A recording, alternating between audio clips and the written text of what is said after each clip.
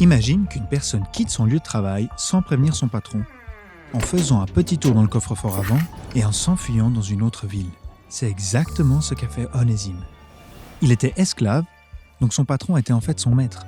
Enfin, jusqu'à ce qu'il se tire et qu'il se sente enfin libre en allant à Rome pour voir ce monde grand et beau. Mais en fait, à Rome, il a non seulement découvert un monde grand et beau, mais il a aussi rencontré un grand Dieu. Par l'intermédiaire de Paul, il se convertit. Et Paul le considère vraiment comme un fils, en l'appelant « mon propre cœur ». Onésime naît de nouveau, mais qu'est-ce qui devrait se passer maintenant ? Il y a toujours un problème avec l'ancien esclave voleur qui s'est enfui. Est-ce qu'Onésime devrait réellement retourner chez son maître, Philémon ?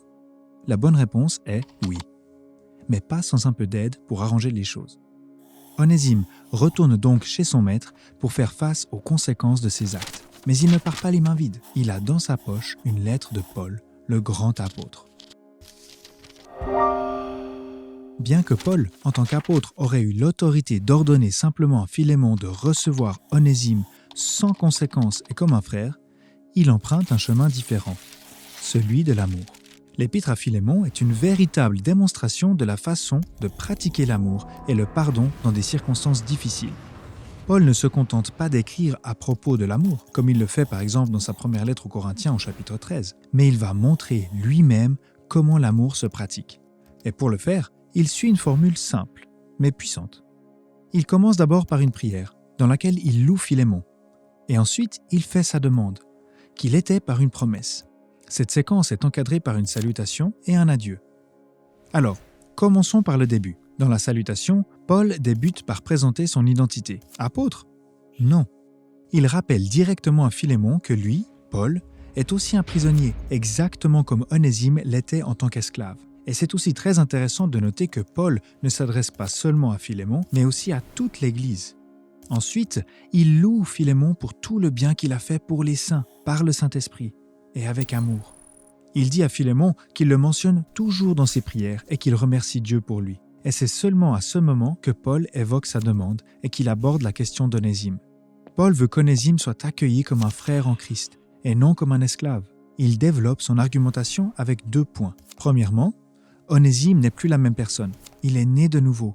Mais ce n'est pas seulement de la théorie, tu peux vraiment le voir dans la pratique. Paul dit, avant, il était inutile pour toi. Maintenant, il est devenu utile.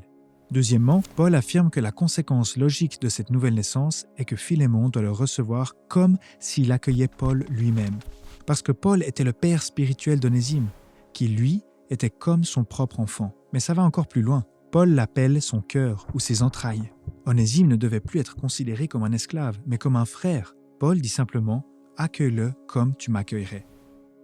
Mais Paul ne cache pas l'injustice et les erreurs qu'Onésime avait commises. Le mal qui avait été fait doit être réparé. Alors Paul dit « Je vais payer, moi, mets-le sur mon compte ». Il promet d'assumer la responsabilité de la dette. Et en le faisant, il donne un exemple merveilleux de Christ qui a fait la même offre quand on était esclave du péché et a payé notre dette. À la fin de la lettre, Paul montre à nouveau l'importance de cette affaire pour lui en annonçant qu'il veut rendre visite à Philémon. C'était bien sûr une bonne nouvelle pour le vieil ami de Paul qui avait prié pour avoir la chance de rencontrer à nouveau son frère dans la foi, face à face. Pour Onésime, cette bonne nouvelle pour Philémon a dû lui donner la confiance nécessaire pour retourner chez son maître.